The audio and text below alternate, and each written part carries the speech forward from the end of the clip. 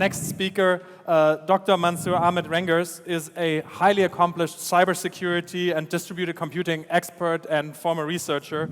So he's the founder and CEO of OpenOrigins, where he's on the mission to authenticate content on the internet and protect us from manipulated media, which, as many of you know, is obviously, with like all the things that are happening around the world in politics, a major topic that we need to all tackle. And prior to that, he has completed his PhD at Cambridge and worked as a researcher. And he is going to share with us how we can verify authenticity in the age of disinformation. Thank you so much for visiting us at Texavania. Thank you.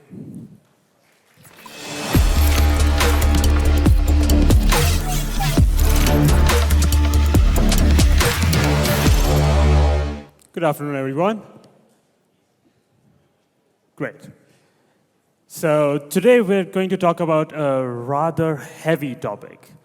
There's some big words in there. There's disinformation, there's authenticity, and generally I'm not a big fan of heavy topics. I think they're quite boring. And so I have this philosophy that heavy topics are kind of like the sun. You shouldn't look at them directly. So we will talk about authenticity, but we will take a very winding route there. It's going to be a bumpy ride.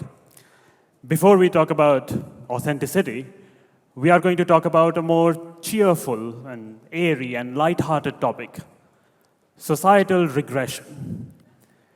Before we talk about societal regression, we're going to talk about a superpower, a very specific kind of superpower.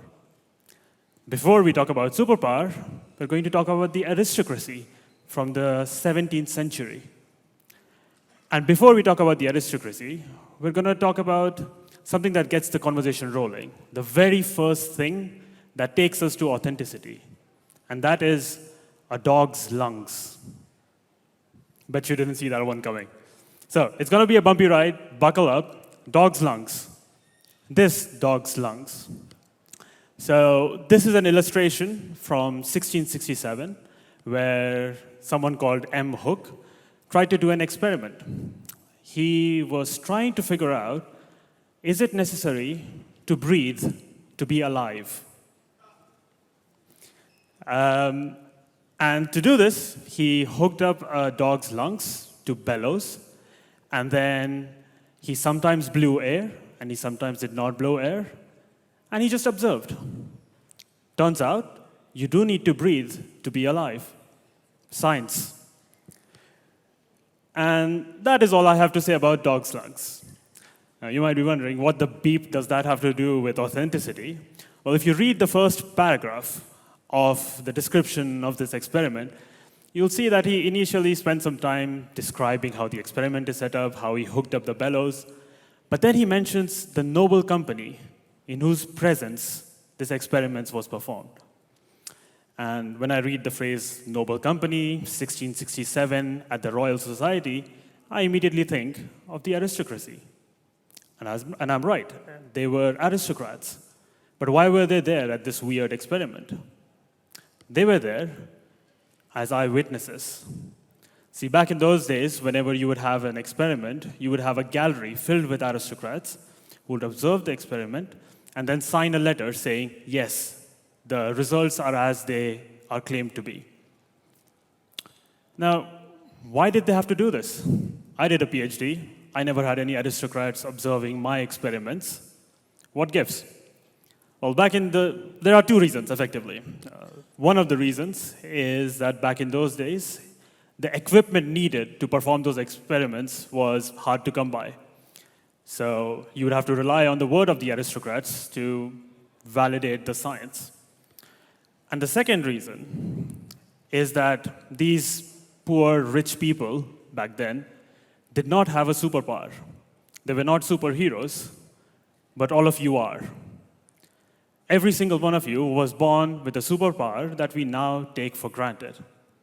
And that superpower is photography. You see, back in the 1800s, when photography was invented, it wasn't just a new technology, a new gadget. It was a superpower because it converted witnesses to evidence. It was a superpower that allowed us to know something as a fact without being present. And I would claim it was the first time that we had a shared sense of reality. So then, we've looked at dogs' lungs, we've encountered the aristocracy, and we're feeling good about our superpower. Let's talk about regression. What is regression? As I'm sure every one of us has been told by an elder relative, they don't make them like they used to. And this is especially true for photography. Back in the day, photography was a simple matter of a film and a lens, and then the light would paint itself onto the film. It was literally reality imprinting itself. But that's not how digital cameras work. Digital cameras have a sensor that takes in light, converts it into binary data, and then it goes through a few filters, gets interpreted, and then you get an array of RGB pixels. That's a fundamentally different way of taking a photograph.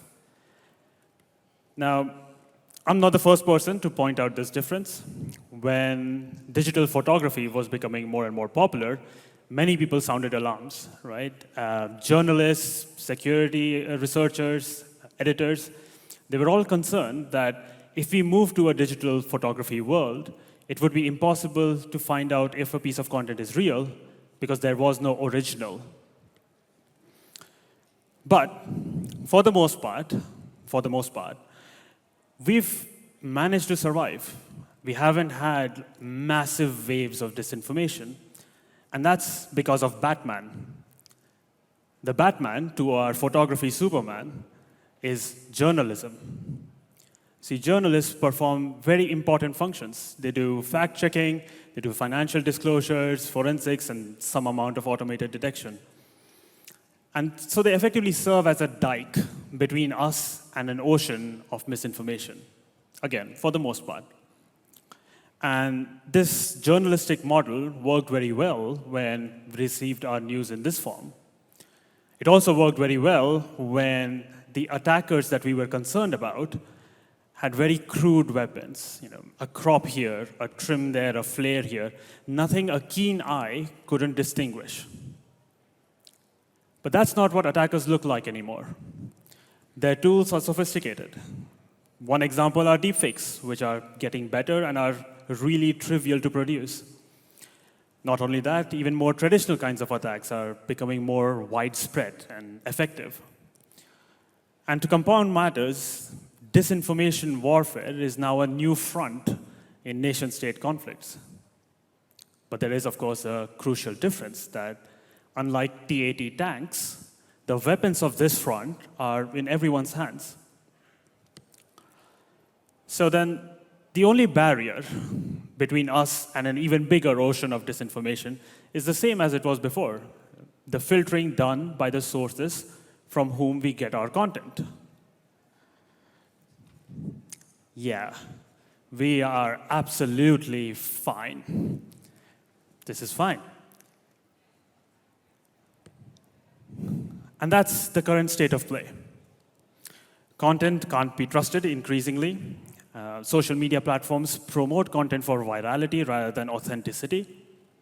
And everyone from nation states to meme lords are dumping more and more fabricated content onto the internet. I've been having a few conversations since I started OpenOrigins with people working at large news organizations. And there's a common theme appearing in this. We all feel that we're headed towards a tipping point. And beyond that tipping point, we won't be able to trust content on the internet anymore. Now, that tipping point may be 3 years away, it may be 5 years away. But the scary thing is, once we reach that tipping point, it's already too late. We already can't trust the content that we have. So things are pretty grim, not gonna lie.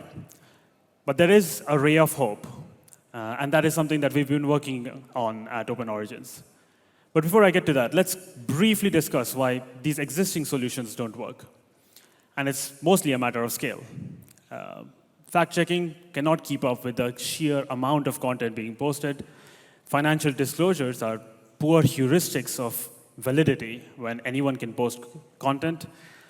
Forensics have the same issue as fact-checking, but exacerbated because they rely on specialized skills. And automated detection simply isn't sustainable. It's an arms race. Every time you invent a new deepfake detection algorithm, that gets used to create a better deepfake generation algorithm in the next round, eventually creating better and better and better deepfakes. So automated detection is not going to work for long. All right, then. What's the solution? I think I've managed to narrow it down to just 3 words. Don't detect, declare. Instead of trying to catch the bad guys doing bad things, let's give the good guys tools to prove that they are, in fact, good.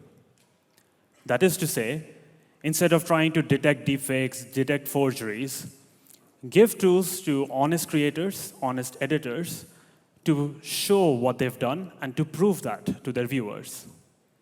If I'm allowed another 3 words, I might phrase it as establish digital provenance.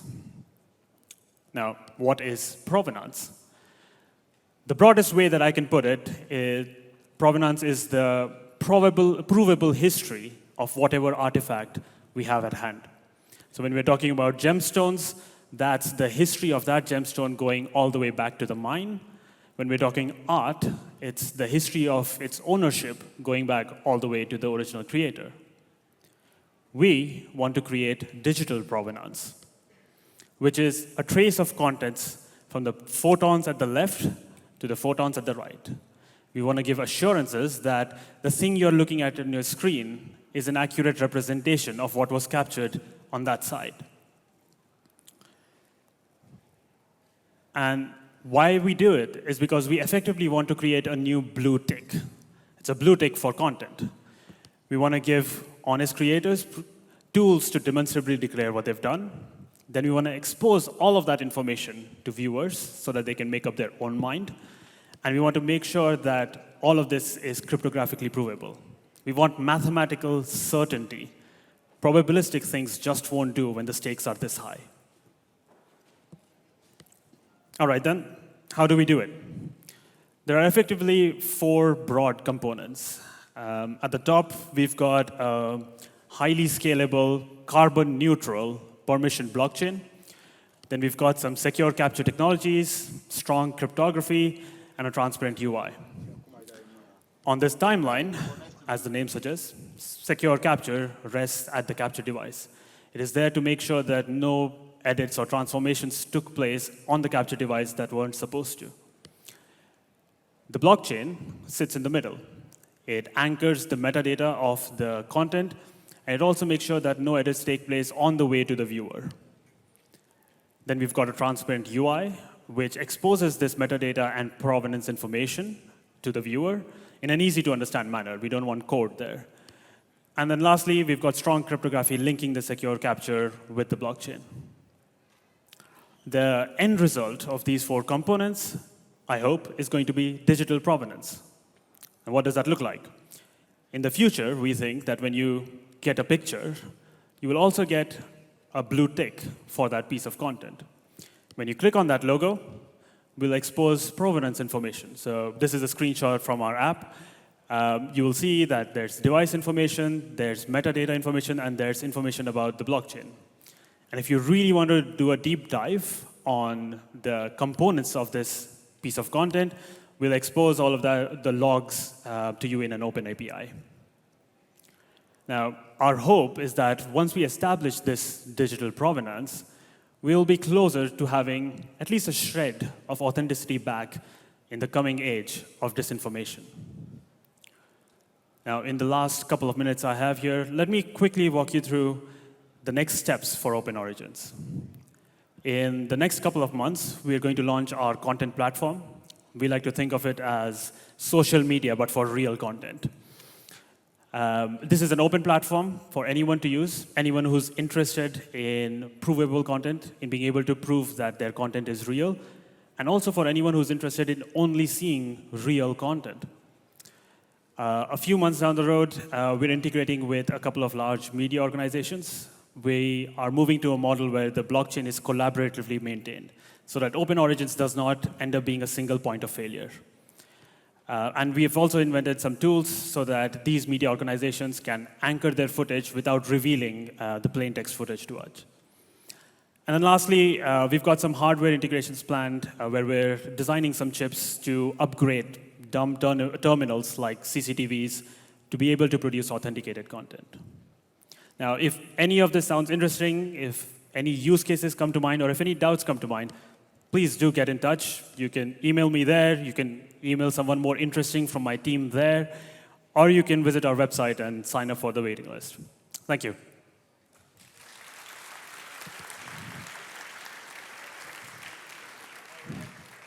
Sorry. All right, so you said you'd be like, since you finished like 8 minutes early, you said you'd be open to take a few more questions from the audience. Yes. So we have somebody with a microphone here. So if you have a question, we'll be able to take maybe 2, 3 questions maximum. Okay, the gentleman over there has the first win for the first question.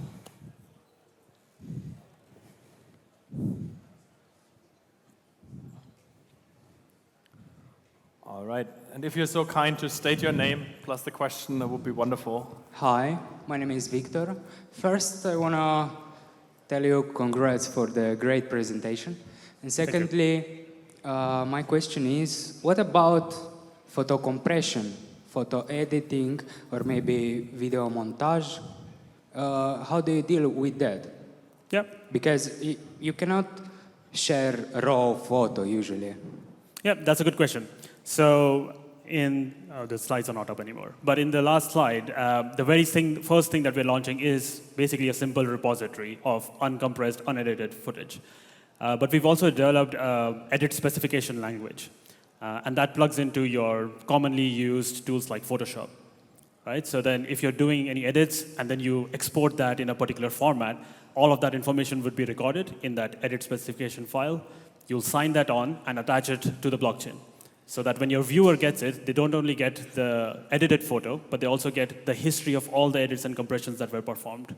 So then in that provenance view that you saw, we'll list all of that and we'll link you to the original captured as well. Okay, so the information will be stored on the blockchain. So that's the whole idea. Thanks. Thanks. Yeah. Cool.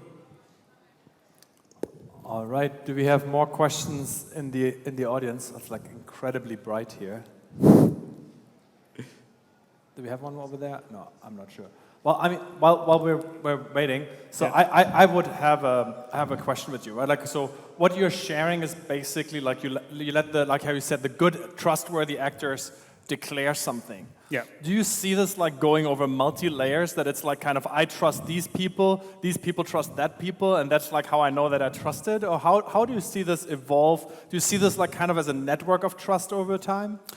No. So the trust isn't in the person that's sending you the content. The trust is in the device, right? So either you trust an iPhone and the secure element and all of the security hardening that Apple has done, or you don't.